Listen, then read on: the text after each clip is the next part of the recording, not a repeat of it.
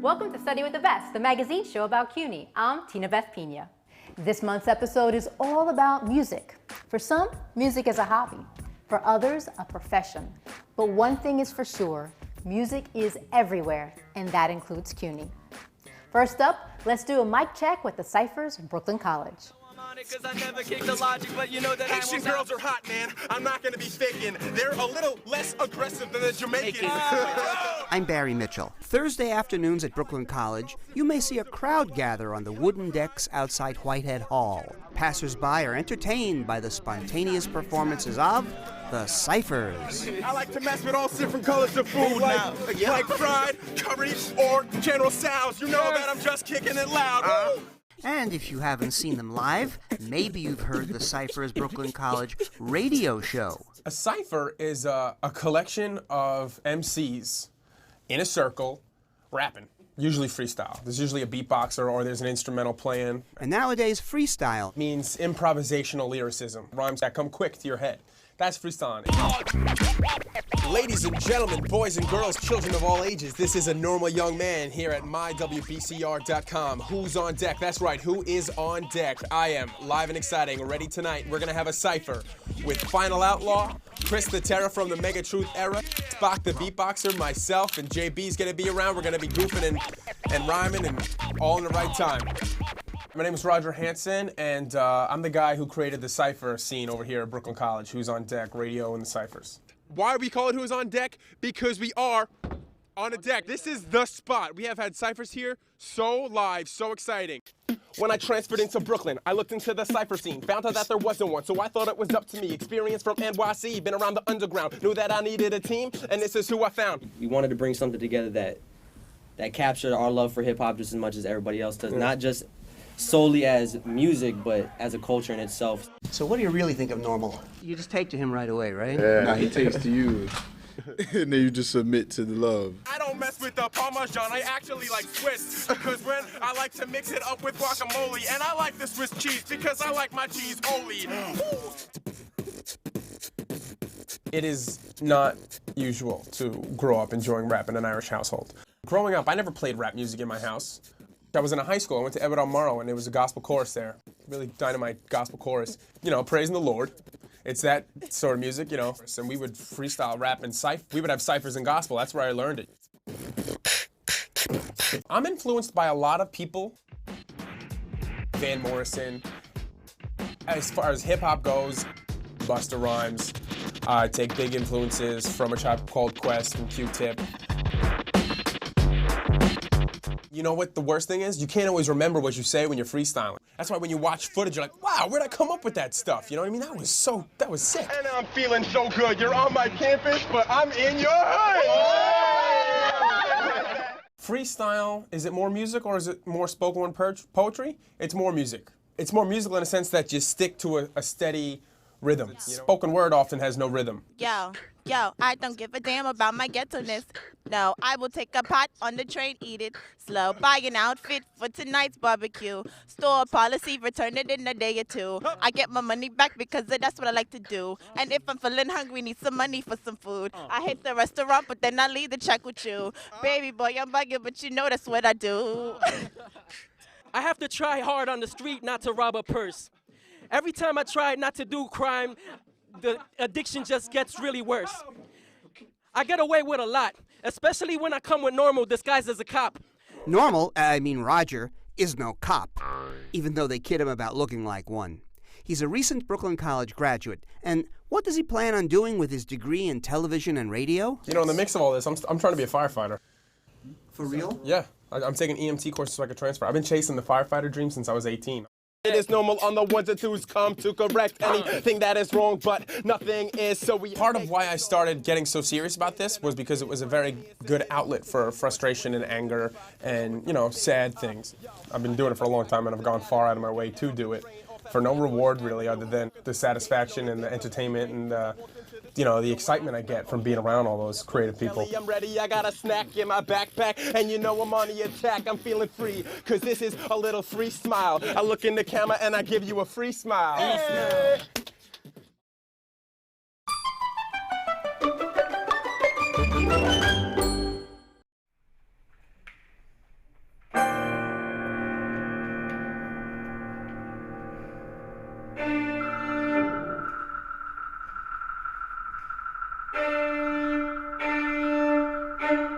Iberian music is very important in the United States and in New York City, given the increase in the population, in the Spanish-speaking population.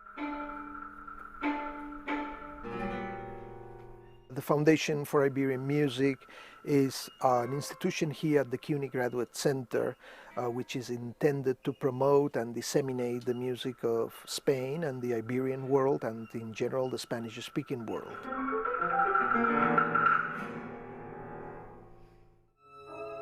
This type of music, of course, is very relevant from a scholarly point of view, but even more important, is also relevant for a broader audience.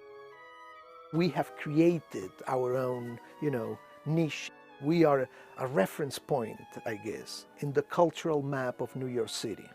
We organize events, lectures, conferences, concerts, and all of them towards that aim of disseminating the music of the Spanish-speaking world. In 2012, we commissioned a work from Catalan composer Benet Casablancas.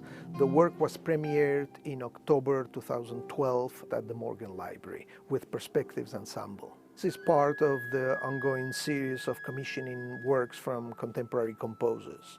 Native of Spain, I grew up with this music. I've dedicated part of my scholarly career also to learn and to work on this music, and it's quite a privilege to work for the Foundation for Iberian Music.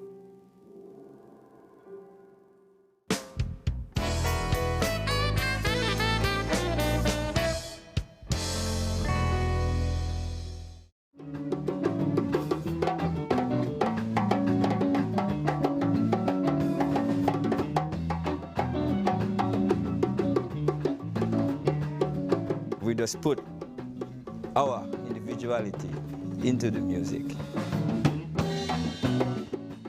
We wanna do something fun, good, healthy for us and everybody.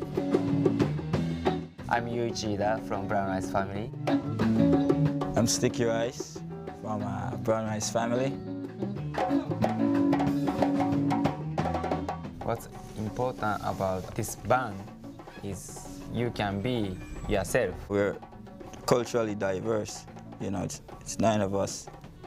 We have South Africa, Cape Town, Nigeria, Lagos. We have people from Japan, Tokyo, Shizuoka, I'm from Jamaica.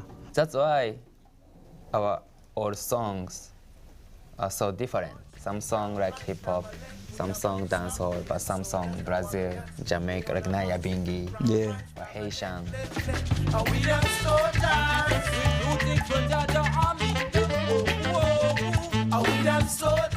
You don't have to look far to write music, It plays out every day in front of you. You drive in your car, you walk in the streets. It's New York, Our experiences in school, work, what we hear come through the news, the media. We just tune in our antennas. We named the Brown Rice Family because brown rice is good for you. More nutrition, gives you energy, makes you healthier. One of the things we do is we make organic handmade soap.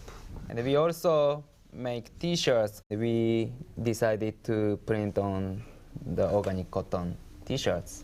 We wanted to support organic cotton farmer too, so by doing this, we contribute. Our fans can buy good stuff through us and then be part of the good circle. Sisters, we've got ways to go, so let it be done. We don't make profit, we do music anyway. Right. We eat food anyway. Right. We live in some kind of house, we wear clothes anyway, so if we do it anyway, why not look for high quality, good stuff. And if money comes, yes, we appreciate that, but it's not about the dollars, because you can make the dollars in abundance and you're still not happy and you're still destructing, Try to do this in a sustainable way, and if the dollars come, then give thanks. Make that our contribution to creation, because everyone has a part to play, in life. and with your free will, you choose, because there's two ways to life, you know, there's a right way and a wrong way, and with your own free will, you choose which way you want to go. What's in my destiny? What's in my Guess who's coming to dinner? Bone Rice Family!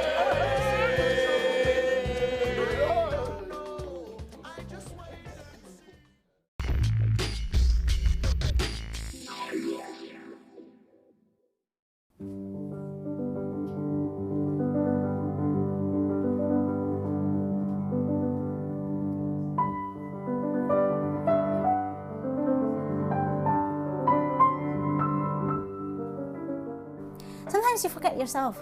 You just play and somehow your hands move. My name is Quen Win, and I am an adjunct assistant professor at music department of Hunter College. Chopin's music was something that I've always loved all my life somehow. He's a great composer for the piano. It's very romantic, it's very beautiful, and yet it has a lot of depth of meaning. I feel like I can understand his message. He always feels this very melancholic and kind of a yearning for his countryland, and then I feel that I could understand that.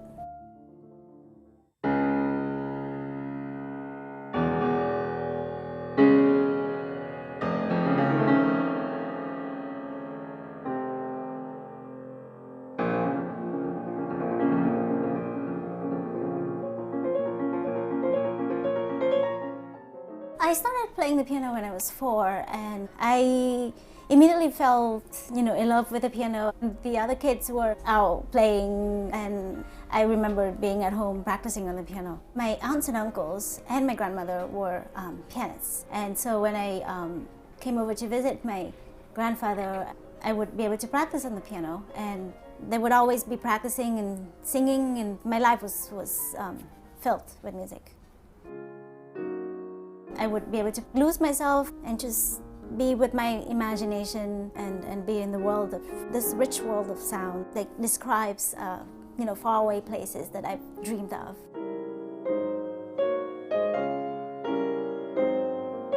Started performing in public at 9 and made my orchestra debut with the Hanoi Conservatory Orchestra at age 11.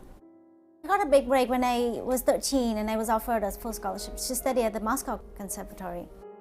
It was a big change for me because I was only a child, only 13, but I went to Moscow by myself and studied at the Qnyh Institute. This piece in particular is very beautiful, has a very beautiful long line in the melodic line in the right hand. So, and also the left hand hold the bass, right? Being a music teacher is not just with a student once a week and give a lesson for 1 hour and talk a little bit about music. You really are responsible for their growth. When I teach a student, I feel responsible for their whole well-being. I try to explain to the students that music was not created in a vacuum, but it's a reflection of life, and it's a reflection of what the composer is feeling and thinking about at the moment that he or she is writing the piece. You can change the color. For example, the first one, you have to understand what's going on with the composer's thought and understand all the markings in the music, how to interpret the musical concepts, the style. So connect from the B flat to the E to the G, connect it, like one long phrase. That's it. I try to impart love and passion for music in them as well, and try to inspire them so that they could perform and play and for the rest of their lives.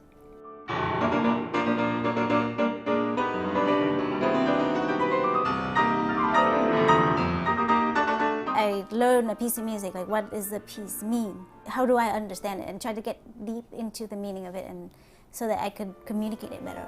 I think that's the highest artistic inspiration that I strive for.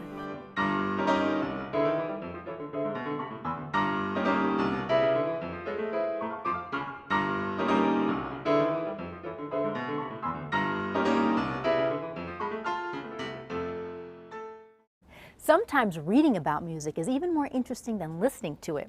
Take, for instance, its biography on Bruce Springsteen, written by John Jay professor Mark Dolan. You're not going to believe some of the comparisons that play out in this book. He becomes the biggest star in the world for at least 6 months in 1985. But he realizes nobody's hearing what he's actually saying. So the second half of his career, the second half of my book, is can you be a mass success and still communicate?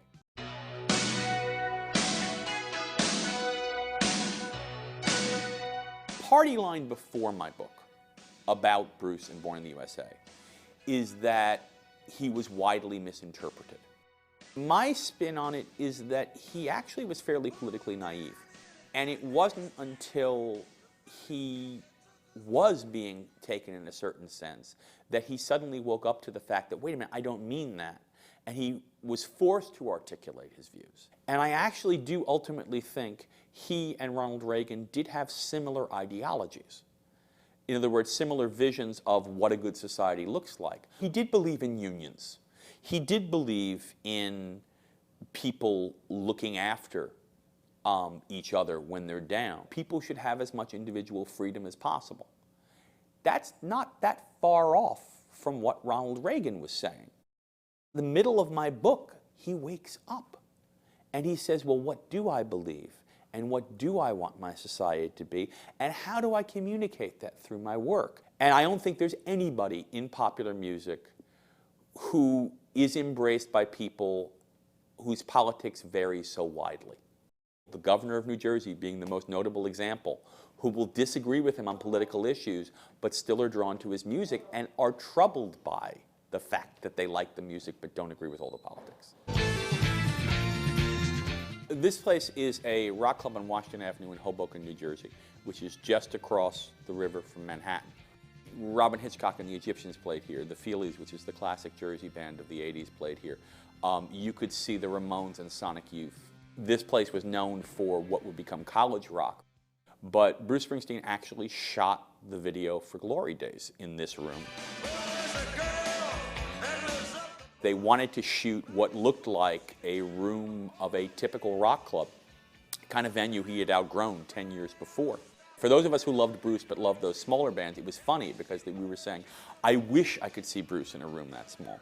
The line I use in the book that is very true to me is the vision of the perfect concert is the vision of the perfect society. That how we relate to each other, what the role of a leader is in relation to the populace. That is something that is true of a good concert, but it's also true of how a society should function. And his vision of the good society is his vision of the good concert.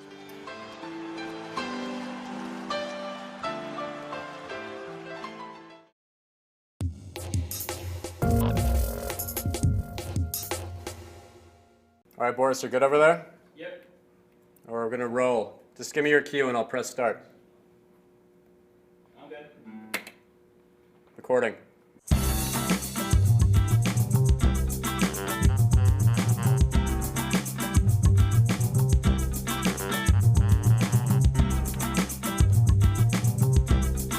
My name is Eddie Grupper. I'm a City College graduate. I'm a composer, producer, and sound engineer for Billboard magazine.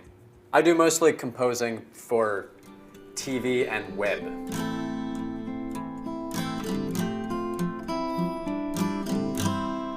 If you want to see something that's famous around the world, or learn something that you never knew before.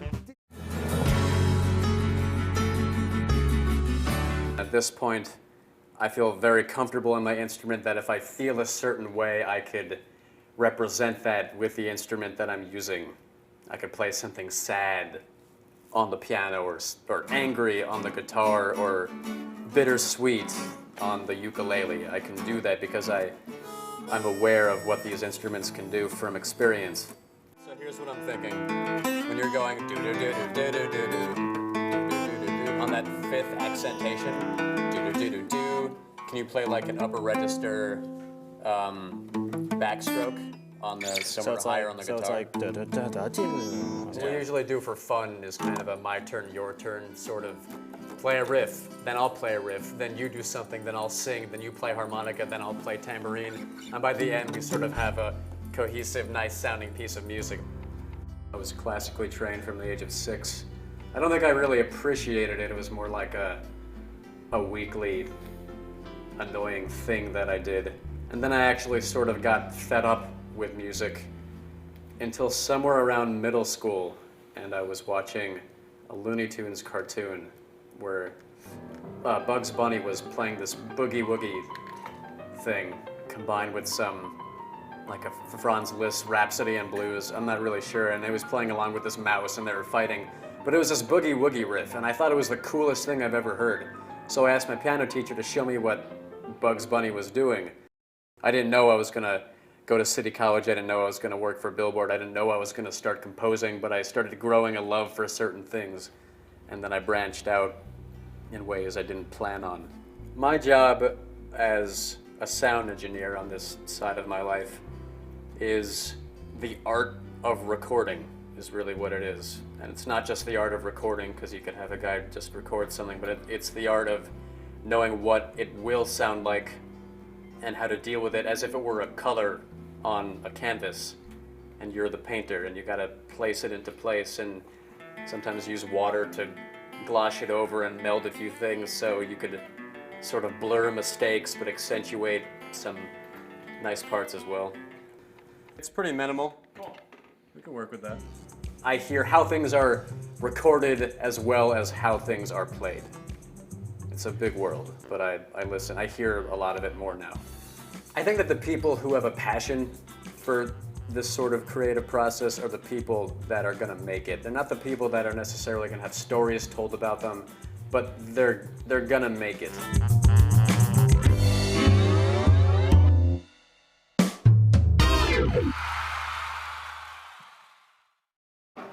This is the Illinois Jaquette Performance Space, and this space is dedicated primarily to student performance, students at York College. We hold concerts here at least once or twice a month, and it's a great place to share what the students have been working on. It was originally a burial chapel, and we've done a lot to convert it to a music space. The acoustic treatments, the curtains that go all the way up to the ceiling. I think it's one of the best listening environments in New York City. Because of the acoustic treatment, there's zero echo, and so you hear the natural sound. People do not have to push what they're doing. Everyone's really focused on the moment, and to me, it brings the best of a religious space without, with it being religious space, former religious space, if you will. That you just listen to this music, you're there for the moment, and then when it's all over, you go back to the real world. This is a sense of history. When you walk in here, you just kind of relax for a moment. You kind of disengage with the hectic lifestyle of New York City. This is right off the pedestrian mall here on 159th Street. As students walk to the train from campus, they trickle in and hear some music.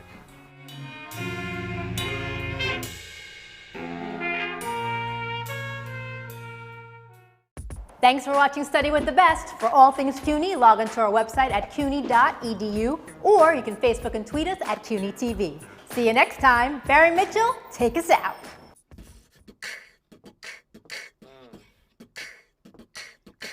Yo, yo, yo, yo. Study with the Best is a show on CUNY compared with Honey Boo Boo. Our audience is puny. We cover every campus in every single borough. Our stories are fresh, entertaining, and thorough. So watch us on TV, online, or on your tablet. Study with the Best. Make it a hablet. What, yo? B-boy stats. Make it a hablet. You heard that? Make it a hablet. Everybody. You can do better. Make it a hablet. Make it a hablet. Yo, make it a hablet, but never drop it while he just beatboxing. We got Spock all the way from the Bronx, and he takes a bite of the mic. He just wants to chomp. Snare. Everything is tight. It's nasty. If you ask me if I want to rap, I'll definitely respond. Hell yeah to that. And then I'll pass it to my other friend, and we keep going until the bitter end. To the bitter end. I'm not his friend. He's just lying. In other words, playing pretend. Yo, we're at Brooklyn College. Come here right now to get you some knowledge. Look, we took Michael Bloomberg hostage. Final outlaw, I'm the prophet. When I come through, I thought he was...